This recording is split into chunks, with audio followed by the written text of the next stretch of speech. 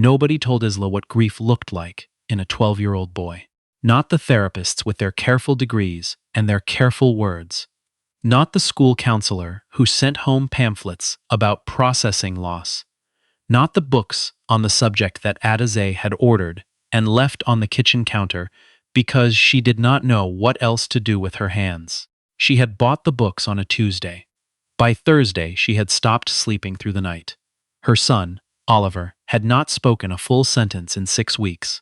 Not since the accident.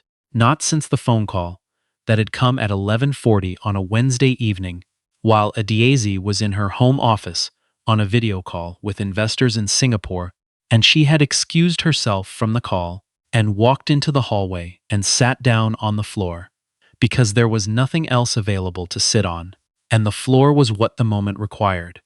She was worth, on paper, something north of $400 million. She had built her company from a rented room in a basement apartment in Mississauga, working with a second-hand laptop and a phone plan she could barely afford, surviving on her sister's couch for 2 winters before the first round of funding came through. She had negotiated contracts across 3 continents. She had walked into boardrooms where the men at the table had looked at her with that particular brand of studied patience. That meant they had already decided she was there to be managed, and she had left those same boardrooms with agreements they had not expected to sign. None of that had prepared her for a boy who would not look at her. Oliver sat at the kitchen table in the mornings and ate what was put in front of him without tasting it, and went to school and came home and went to his room. And the door did not slam, which was, she understood, the more troubling detail. A slamming door meant something still in motion. The quiet was different. The quiet was a door that had already been decided. His father had been dead for 6 weeks, 3 days. Adaeze had done what she knew how to do. She had organized. She had called people. She had hired a therapist at $280 an hour. A kind man named Dr. Whitmore, who told her that Oliver was processing, and that processing took time. And Adaeze had said yes. She understood and had written the check, and Oliver had continued to say nothing of consequence to anyone. She had a company to run. She had a board that had gone quieter than usual since the funeral. The kind of quiet that meant they were watching to see whether this was going to be a problem. She had a product launch in 11 weeks. She had a son who looked at her sometimes across the dinner table with eyes that were so much like his father's that she had to excuse herself to get more water from the sink so she could stand with her back to him for a moment and breathe. She hired Yara because her assistant Brenda had found her through a referral, a woman who had worked with a colleague's family after a similar loss, and the colleague had used words like steady and patient, and she doesn't perform, she just is. And Adaeze had said fine, set up the interview. She had not been at the interview. That was the first mistake she would think about later. She had been on a call that ran long, and Brenda had conducted the interview and said, "She seems right." And Adaeze had said, "Okay, start her Monday." She had not met Yara until Tuesday evening, coming home late from the office to find the kitchen cleaner than she had left it in months, and Oliver sitting at the counter doing homework with his earbuds in, and a bowl of what appeared to be jollof rice beside him, mostly eaten. Adaeze stood in the doorway of her own kitchen for a moment and did not say anything. A woman she did not know was washing dishes at the sink, with her back turned, unhurried, moving the way people moved when they were comfortable in a space. And Oliver glanced up and said, "Mom," the way he always had, not warmly, not coldly, just informing her of her own arrival, and then went back to his homework. And that was all. It was the most normal thing that had happened in 6 weeks. Yara Bernard was 38 years old and had grown up in Brampton and had spent 6 years working with families in what she described, in the plain and unpretentious way she had of describing things, as hard transitions. Death, mostly. Divorce, occasionally. The kind of fracture that happened to a family suddenly and without warning and left everyone standing in the rubble, trying to remember what the structure had looked like before. She was not a therapist. She was precise about that. She said so to Adaeze at their first real meeting a Thursday morning before Adaeze left for the office, over coffee that Yara had made. And that was, quietly and without announcement, better than the coffee Adaeze usually made. "I'm not a therapist," Yara said, sitting across from Adaeze at the kitchen table in the same chair Oliver used for homework. "I'm not going to tell you what Oliver's processing, or give you a framework. I'm just going to be here, and I'm going to cook, and I'm going to see what happens." Adaeze looked at her. Yara was a brown-skinned woman with natural hair pulled back, and a calm that was not the performed calm of someone trying to seem unflappable, but the real kind, the kind that had been arrived at through some other means. She wore a gray cardigan and no jewelry except small gold studs, and she held her coffee mug with both hands. "What does that mean? See what happens," Adaeze said. "It means I've learned not to push," Yara said. "Kids who've lost someone, they're not broken. They're just in a place where most adults are too uncomfortable to stay without doing something. So they do things, they intervene, they cheerfully suggest activities, they ask how the child is feeling." She paused. Oliver doesn't need someone asking him how he's feeling. What does he need? Yara looked at her mug for a moment. Someone who can sit in the same room with him without needing anything from him. Adaeze thought about that on the drive to the office. She thought about it in the elevator, going up. She thought about the number of times she had tried to start a conversation with Oliver and had felt, even as the words were coming out, the wrongness of them. The weight of what she was actually asking, which was, "Reassure me that you're going to be okay. Tell me that I did not break something irreparable the night I was on a call with Singapore." She had not planned to test Yara. It happened because of Conrad, and Conrad was the sort of problem that had a way of creating other problems downstream. Conrad Malik was the head of her company's people operations, a man she had known for 7 years, trusted for 6 of them, and had begun to have serious questions about in the last 4 months, since certain numbers had stopped adding up, and certain conversations had been reported back to her, in ways that suggested someone was managing a narrative around her. Conrad knew Brenda. Brenda had found Yara. Adaeze was not suspicious of Brenda, but she was aware that in the particular chess game Conrad seemed to be playing, information moved in unexpected directions, and she had a son in a fragile state and a stranger now inside her home, and it was not paranoia to want to be careful. She told Brenda she would be working from home on a Friday. She did not tell Yara. She came downstairs at 8 in the morning and found Yara already in the kitchen, making something that involved the kind of slow, attentive stirring that suggested it required actual attention. And Adaeze said good morning and went to her office at the back of the house and left the door slightly open. She told herself she was just working. She was also, without quite articulating it, listening. The sounds of a house being lived in moved through the slightly open door. Oliver came downstairs at 8:40, later than usual for a school day. It was a PA day. She had forgotten. She heard him say something she couldn't make out. She heard Yara respond in a low, easy voice.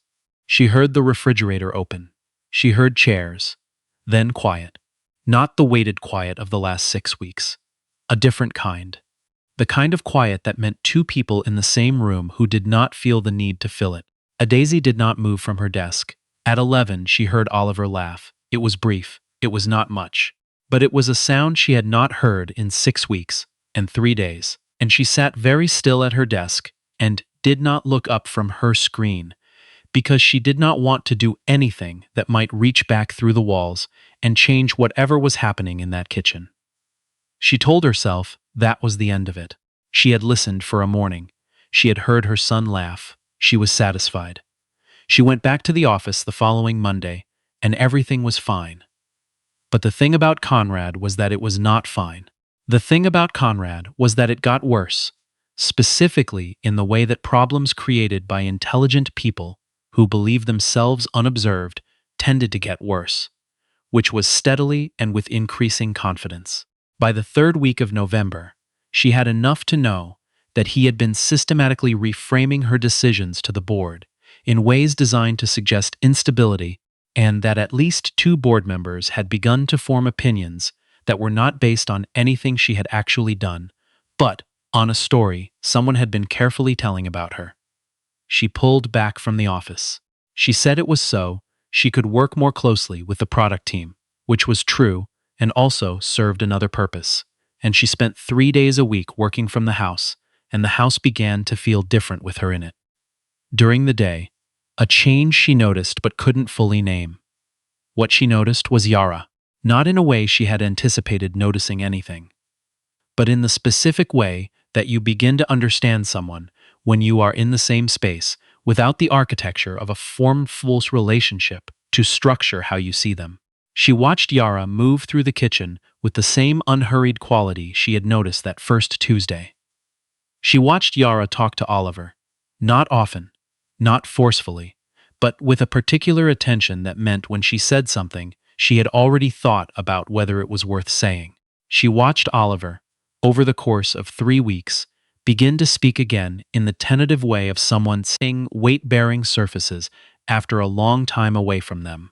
He mentioned his father once, on a Thursday, in a voice that was careful and quiet, and Yara did not rush toward it with comfort or pivot away from it with redirection.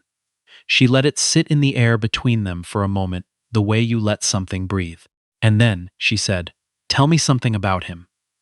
And Oliver told her about a camping trip, and the way he told it, Adaeze standing unseen just outside the kitchen doorway, was the way he used to tell stories before, with that slight acceleration of pace when something got exciting, and she pressed her hand flat against the wall beside the doorframe and breathed. She was not spying, she told herself. She had walked past on the way to refill her water. She had just stopped. She stayed there for another 4 minutes. She found the document on a Monday. Not a smoking gun, not in the dramatic sense, but a forwarded email from Conrad to a board member named Jeffrey that contained a summary of 3 incidents in the past 6 months where Adaeze's decisions had been characterized in language she did not recognize as accurate, with a subject line that read, "Thought you should be aware. Pattern of concern." She read it twice. She set her phone face down on her desk. She sat for a long time looking at the wall. Then she went downstairs. It was 4 in the afternoon.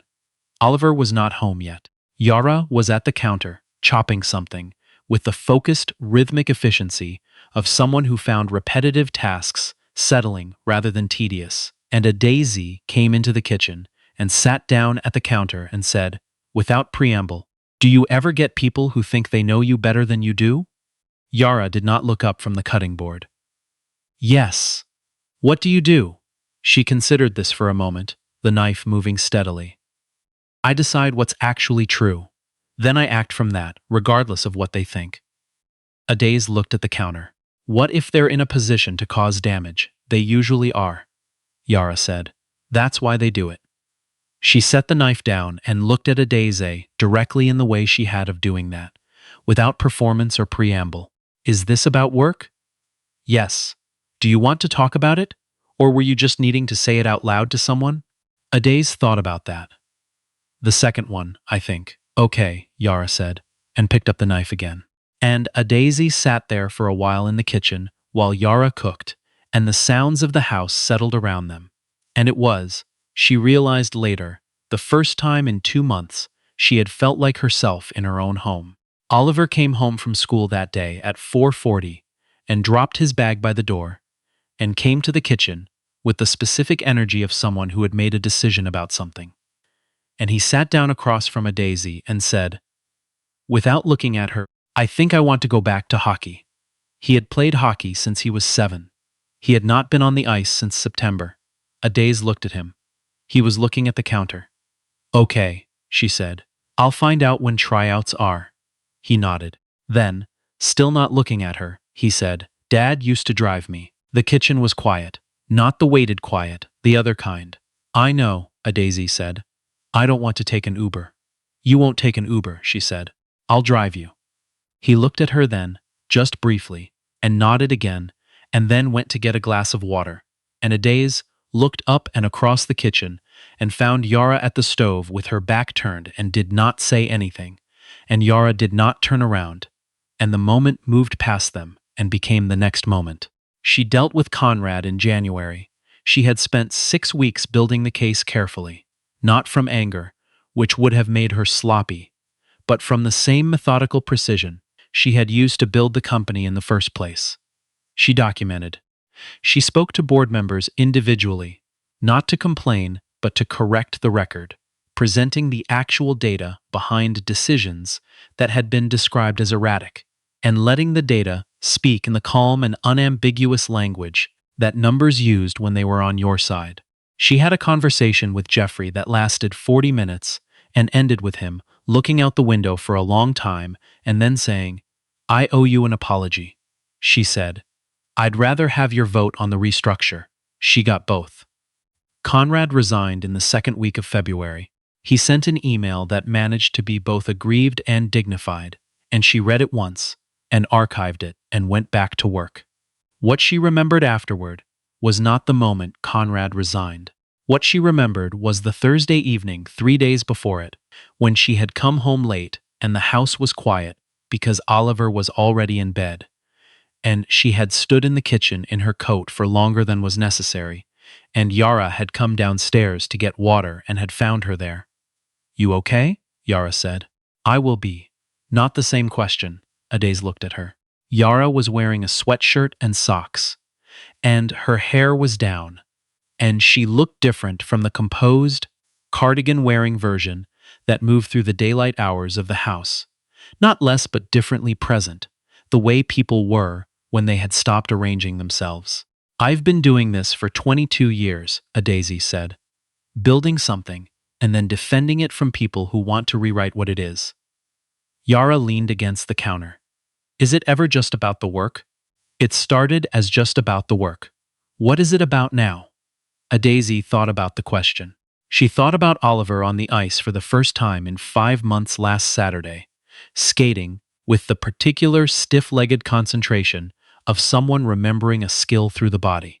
She thought about driving him there in the dark at 6 in the morning and watching through the glass and thinking about Marcus and thinking about all the mornings Marcus had done this same thing. "It's about what I'm building it for," she said. "Now." Yara was quiet for a moment. The refrigerator made its low sound.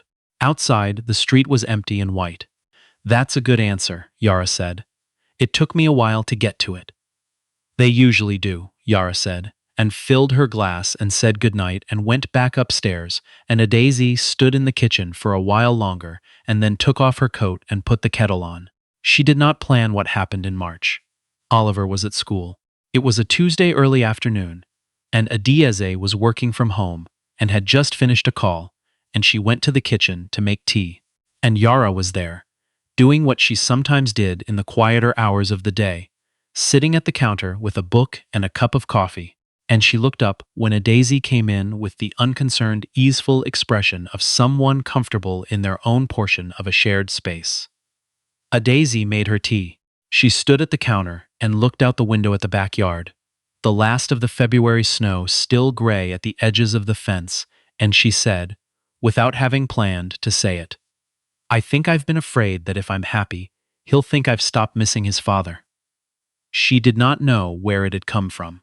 She had not said it to the therapist, or to her sister, or to anyone. Yara closed her book on her thumb, keeping her page. "He won't," she said. "You don't know that." "I know Oliver," Yara said, "and I know that what he wants most right now is to see you be okay. Not performed okay. Actually okay. Because if you're okay, he has permission to be." Adaeze held her mug. The kitchen was warm. Outside, the gray snow sat quietly at the edges of things. "Is that from experience?" Adaeze said. "Yes." Yara did not elaborate, but the word had something behind it that meant the experience had been real and had cost something. And Adaeze did not ask more, and Yara opened her book again. They sat in the kitchen for another 40 minutes, each in their own portion of the silence, and it was the most comfortable Adaeze had felt in the presence of another person since the night in October, when the phone had rung and she had sat down on the hallway floor. She told Oliver first. It seemed right. She was not sure of very much in that period, but she was sure of that. She drove him home from hockey practice on a Saturday morning, the heater running and the radio low, and she said, "Yara's become someone important to me, as a friend. I wanted you to know that. Oliver looked out the passenger window for a moment. Then he said, I know. She glanced at him. You know? She talks about you, he said, still looking out the window, his tone not quite neutral but carefully approximate. When you're not around, good things. Adaeze did not say anything to that. She told me something once, Oliver said. He paused. The street passed. She said that your dad dying doesn't mean everything stops. She said it means you carry him into whatever comes next. Like you're the one who gets to take him there. The light at Dufferin turned red and Adaeze stopped the car. She did not speak for a moment. When did she say that? She finally managed. A while ago, Oliver said. When I was upset about something at school. He picked at the edge of his seatbelt. I think about it a lot. Adaeze looked at the red light. She was not going to cry in the car on Dufferin Street with her son in the passenger seat. She was a woman who had negotiated in 3 time zones on 4 hours of sleep. She was absolutely not going to do that. She did it a little, just at the edges. Oliver noticed and looked out the window again, which was, she understood, his version of giving her space. The light changed. She drove. She did not tell Yara she had heard. She did not orchestrate anything. That mattered to her later, looking back, that she had not manufactured the moment or approached it with any kind of strategy. Because she had spent so long approaching things with strategy and had come to understand, slowly, that there were domains where strategy was the wrong instrument entirely. She said on a Sunday evening in late March, when the snow was finally releasing its hold on the city, and the backyard had begun to look like something that might eventually become a garden again, she said, I'd like it if you stayed. Not as. I mean, I'd like to know you, the way people know people, outside of this. Yara looked at her. They were standing at the kitchen window, both of them looking at the yard, and the late light was doing what late light did in March, the particular quality of it that meant the world was beginning again. Outside of this, Yara said, in the tone of someone testing the weight of a phrase. Yes, Adaeze said. Yara was quiet for a moment. Then, Oliver likes me. Oliver loves you, Adaeze said. Don't tell him I said that. He'll deny it. Yara laughed, and it was the real version of her laugh, the unguarded one, and the kitchen held it. I'd like that, Yara said, to stay. Outside, the yard sat in the early spring light, the old gray snow at the fence line gone soft, the frozen ground beginning its long, slow return to something that could hold things, that could let things grow again. There was no marker for moments like this, no ceremony to name what was shifting.